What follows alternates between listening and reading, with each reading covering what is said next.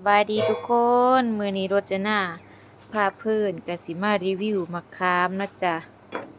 บ่แม่นมะขามธรรมดาเด้อพี่น้อง มันเป็นมะขามสีแดงข้างในนี่มะขามสีแดงมาเด้อมาเบิ่งกันเด้อนี่ก็จะเป็นจังซี่สิมาให้เบิ่งว่ามันสีแดงแชะนี่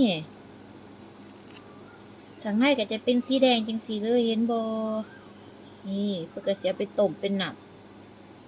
ำแล้วก็เอามากินสีแดงนี่สีแดงกับเปรี้ยวๆเหมือนกับมะขามทั่วไปแต่ข้างในเป็นสีแดงพิเศษช่วยบำรุงไตบำรุงเลือดมีสรรพคุณมากมายเดี๋ยววันคลิปหน้าสิเอาแบบเพิ่นต้มมาให้เบิ่งอันนี้เอาแบบเป็นลูกมาให้เบิ่งก่อน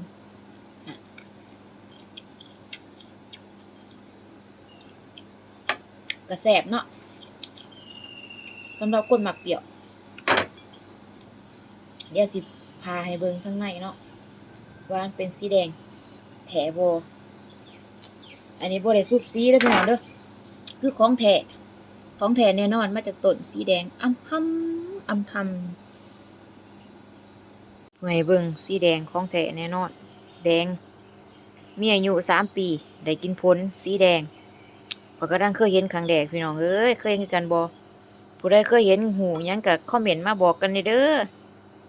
สำหรับคลิปนี้รจนาพาเพิ่นก็ขอจบคลิปไว้เท่านี้เด้อจ้าบ๊ายบาย